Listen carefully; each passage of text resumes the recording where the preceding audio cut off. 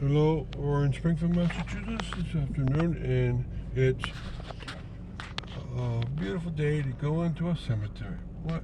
It's rather old, so you may think it's a Protestant cemetery, but this is St. Benedict Cemetery. It is the second oldest Catholic cemetery in Western Massachusetts.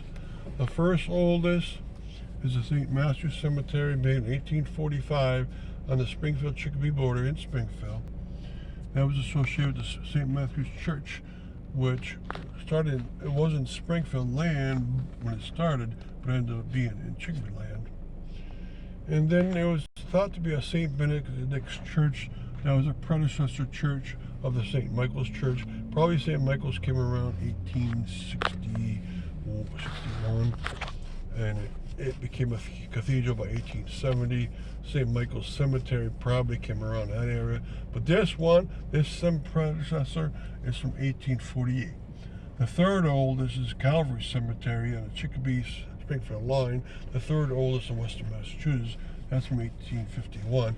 And you can see where all the Catholics are coming. They're coming to Springfield, Chicopee area, and Holyoke, so forth. And they were coming for the jobs in the big mills. And so we're going to do a car tour, but make sure you also check out one of the stops that we take out in front of the gates. And you're going to see some very old stones, which is unusual for a Catholic cemetery. You notice everything's laid out in straight lines.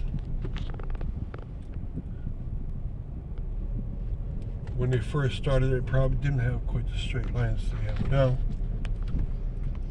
And the beginning might be in this little circle back here.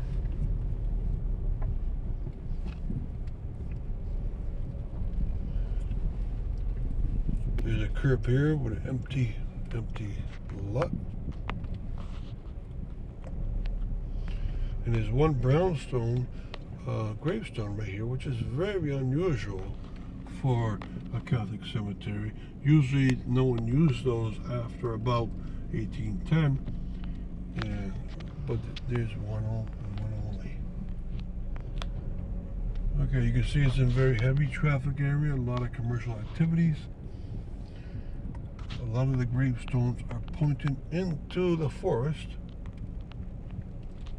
and it probably wasn't very overgrown when it started. We're going around the back circle. In the very, very back in front of us, you see the back right corner is where they usually placed the potter's field, where they placed the paupers that couldn't afford their own burial, where they placed the unbaptized babies, sometimes the baptized babies, because of the size of the plot was so small, where they also placed some special cases.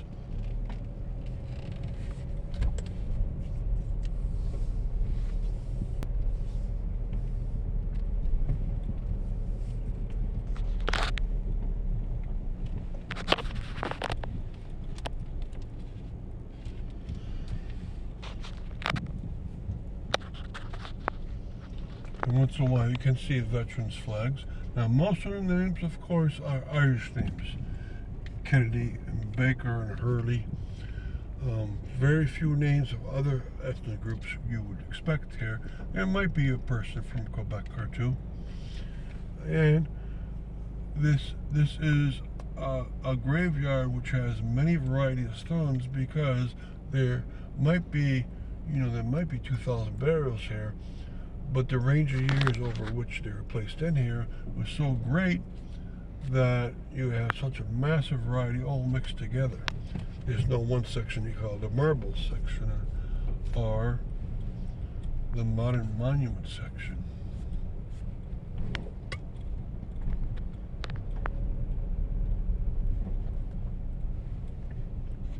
Okay, and you have some big obelisks towards or especially on the left side, but also right side. Some pedestal monuments with angels on them.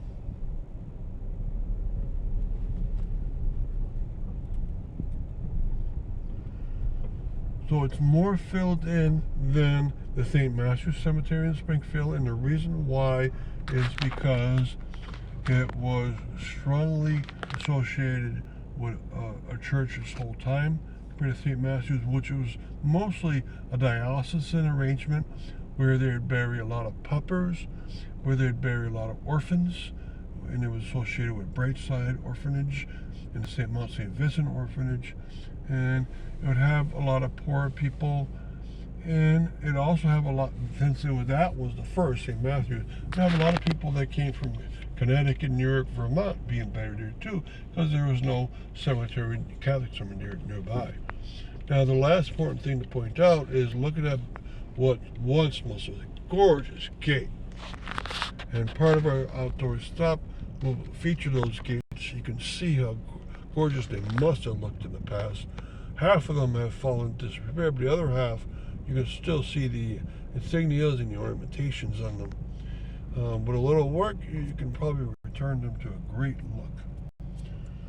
Okay, so thank you for coming to this stop, and I'll see you at the other one.